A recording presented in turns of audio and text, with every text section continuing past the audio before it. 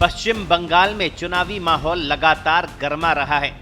लगता है 20 साल बाद एक बार फिर सिंगूर भी चुनावी मुद्दा बनने जा रहा है। प्रधानमंत्री नरेंद्र मोदी 18 जनवरी को सिंगूर से चुनावी बिगुल फूंकने वाले हैं। भाजपा का कहना है कि टाटा को सिंगूर वापस लाएंगे। सिंगूर ही वो मुद्दा है जिसके दम पर ममता ने पश्चिम बंगाल में वामपंथियों का किला ध्वस्त किया था। वो साल 2006 था। दुर्गा पूजा का त्योहार करीब था। पश्चिम बंगाल का सिंगूर सुलगने लगा था। ममता बनर्जी के सेक्रेटरी रतन मुखर्जी अपनी बेटी की शादी की तैयारियों में व्यस्त थे। दिल्ली के ओखला में एक शोरूम में वो पत्नी के साथ फर्नीचर देख रहे थे, तभी उनके फोन की घंटी बजी। दूसरी ओर जो व्यक्ति थे वो रेल मंत्रालय में ममता बनर्जी के साथ काम कर चुके पश्चिम बंगाल काडर के पूर्व IAS थे। उस समय वो पुणे की किसी MNC में काम कर रहे थे। उनके फोन करने का मकसद एक खास मैसेज देना था। मैसेज टाटा ग्रुप और ममता बनर्जी के बीच समझौते से जुड़ा था। उन्होंने रतन मुखर्जी से साफ कहा, वामपंथी सरकार को जितना कोसना है कोस लीजिए, भूमि अधिग्रहण कानून की आलोचना कर लीजिए, लेकिन रतन टाटा को बुरा भला कहने से बचिए। यही नहीं, उन्होंने ये तक कहा कि मैनेजिंग डायरेक्टर रविकांत वर्मा सहित टाटा समूह के प्रतिनिधि इस बारे में कोई रास्ता निकालने के लिए ममता बनर्जी से मिलने भी आ सकते हैं। जिस दिन फोन आया उसके अगले ही दिन ममता बनर्जी सिंगूर में रैली करने वाली थी। इसलिए रतन मुखर्जी ने फौरन ममता बनर्जी तक वो संदेश पहुंचा दिया। पेंगुइन से प्रकाशित शुतापा पॉल की किताब दीदी द अनटोल्ड ममता बनर्जी के मुताबिक संदेश सुनकर ममता भड़क गई। बोली, अब आप हमें बताएंगे कि रैलियों में क्या बोलना है और क्या नहीं। रतन बोले, मैं तो आप तक सिर्फ संदेश पहुंचा रहा हूं। अगले दिन ममता बनर्जी ने सिंगूर में जबरदस्त जनसभा की और जोरदार भाषण दिया। हालांकि उन्होंने रतन टाटा या टाटा समूह का कहीं भी नाम नहीं लिया। ममता ने टाटा समूह के प्रतिनिधियों से मिलने का मन बना लिया था। उन्होंने दुर्गा पूजा के बीच ही षष्ठी की शाम अपने काली घाट स्थित घर पर उन्हें आने के लिए कहलवाया। उन्हें 6 बजे का वक्त दिया गया था, लेकिन 4 बजे ममता के स्टाफ को खबर मिली कि वे नहीं आ रहे। मालूम हुआ कि मुख्यमंत्री बुद्धदेव भट्टाचार्य ने उन्हें व्यक्तिगत तौर पर मामला सुलझा लेने का आश्वासन दिया है और कहा है कि अभी ममता से मिलने की जरूरत नहीं है। ममता को बड़ा गुस्सा आया। उन्हें ये अपना अपमान लगा और उन्होंने मन ही मन तय कर लिया कि अब समझौते की कोई बात नहीं करनी और सारी ताकत सिंगूर पर ही लगानी है। ममता के हाथ सिंगूर का मुद्दा ऐसे वक्त लगा जब उन्हें किसी ऐसे मुद्दे की सख्त जरूरत भी थी। वो राजनीति में काफी कमजोर और अकेली पड़ गई थी। इतनी कमजोर कि उनके साथ के सांसद उनसे मुंह फेरने लगे थे।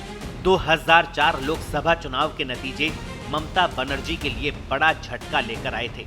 अपनी पार्टी से वो अकेली थी जो लोकसभा पहुंची थी। इससे पहले की लोकसभा में उनका अलग रुतबा था। आते जाते सांसद उनका हालचाल पूछते रहते थे। वो भी हर पार्टी के सांसद से बातचीत करती थी, लेकिन अब हालचाल पूछना तो दूर, कई सांसद उन्हें देखकर मुंह तक फेर लेते थे। सदन में ममता को बड़ा अकेलापन महसूस हुआ। उन्हें राजीव गांधी याद आ रहे थे। राजीव ने तब उनका खूब हौसला बढ़ाया था जब पहली बार सांसद बनने के बाद अपनी PhD डिग्री विवाद को लेकर विपक्षी सांसदों ने ममता को जमकर घेरा था। अकेलेपन और सांसदों की बेरुखी से ममता आहत थी। अगले दिन उन्होंने अपने सेक्रेटरी को सेंट्रल हॉल के गेट तक साथ चलने के लिए कहा। अब वो रोज उन्हें वहां तक साथ ले जाती और शाम को निकलते वक्त भी वहां बुला लेती थी। एक शाम ममता सदन से घर लौटी और नहाकर कमरे में बैठी, तभी उन्हें पता चला कि फोन खराब है। कल तक जिसका काफी रुतबा था, आज उसका ये हाल। एक बार फिर उनके दिमाग में ये बात कौन थी। तभी उन्होंने खुद से वादा किया कि वो अपना रुतबा हासिल करके रहेंगी। बुद्धदेव भट्टाचार्य जब पश्चिम बंगाल के मुख्यमंत्री बने तो राज्य की आर्थिक हालत सही नहीं थी। गरीबी, बेरोजगारी काफी थी। देश के कई हिस्से वैश्वीकरण और उदारीकरण के असर से चमकने लगे थे। बुद्धदेव के दूसरे कार्यकाल में बंगाल की स्थिति और कमजोर हो गई। तब उन्होंने भी तय किया कि राज्य में उद्योग लाना होगा। इसके बाद वो कोई भी जोखिम लेने के लिए तैयार थे। उन्होंने अपनी पार्टी की भी नहीं सुनी। बुद्धदेव के लिए खतरे की घंटी 2005 में ही बच गई थी और 2006 के चुनाव में भी उन्हें संकेत मिल गए थे, लेकिन वो समझ नहीं पाए या उन्होंने समझना नहीं चाहा। 2005 में बुद्धदेव सरकार ने दक्षिण 24 परगना जिले के भानगर में एक्सप्रेसवे के लिए जमीन का अधिग्रहण करने को मंजूरी दी थी।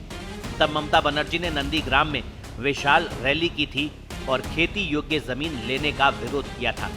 अगले साल हुए चुनाव में ममता ने भले ही कम मार्जिन से, लेकिन नंदीग्राम में वामपंथियों का किला ढहा दिया था। इस संकेत से बुद्धदेव ने कोई सबक नहीं लिया।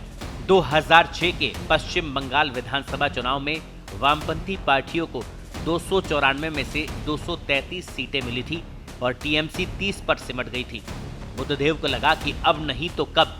उन्होंने बड़ी बड़ी कंपनियों को बंगाल में जमीनें देना शुरू किया और उनके प्लांट लगने लगे। इसी क्रम में टाटा मोटर्स को नैनो कार बनाने के लिए सिंगूर में प्लांट लगाने के लिए जमीन दी। टाटा समूह को करीब 1000 एकड़ जमीन की जरूरत थी। सरकार को लगा कि किसान उसकी मंशा को समझेंगे और वे लंबे समय से माकपा के समर्थक भी रहे हैं, तो जमीन अधिग्रहण में दिक्कत नहीं आएगी। लेकिन ये उनकी बड़ी भूल साबित हुई। माकपा ने किसानों को हल्के में लिया। उनकी जमीन लेने से पहले उन्हें विश्वास में लेने की कोई कवायद नहीं की गई। सरकार ने सीधा आदेश निकाल दिया और सोचा कि लोग चुपचाप इसे मान लेंगे। यही वो गलत साबित हुई। गठबंधन सरकार में शामिल माकपा के साथी दलों को भी सरकार का ये तरीका सही नहीं लग रहा था। बुद्धदेव कह रहे थे कि जो जमीन ली जा रही है वो ज्यादा उपजाऊ नहीं है। दूसरी ओर विरोधियों मीडिया ने जमीन को काफी उपजाऊ बताया। ये नैरेटिव किसानों में सरकार के खिलाफ गुस्सा भड़काने में काफी मददगार रहा। 18 मई 2006 को शपथ लेने के कुछ ही देर बाद बुद्धदेव भट्टाचार्य राइटर्स बिल्डिंग में रतन टाटा के साथ आए और ऐलान कर दिया कि देश की सबसे सस्ती कार नैनो सिंगूर में बनेगी। इसके तुरंत बाद जुलाई से जमीन का अधिग्रहण शुरू हो गया। उपजाऊ जमीन के लिए 8.9 लाख प्रति एकड़ और बंजर जमीन के लिए 6 लाख रुपए प्रति एकड़ का मुआवजा तय किया गया। जमीन देने वालों के पुनर्वास की कोई ठोस योजना उन्हें नहीं बताई गई। असल में इसकी कोई ठोस योजना थी भी नहीं राज्य में इस तरह की जमीन अधिग्रहण किए जाने का पहले कोई उदाहरण था, जहां लोगों ने केवल नौकरी की उम्मीद में एकमुश्त पैसे लेकर अपनी जमीन छोड़ दी हो।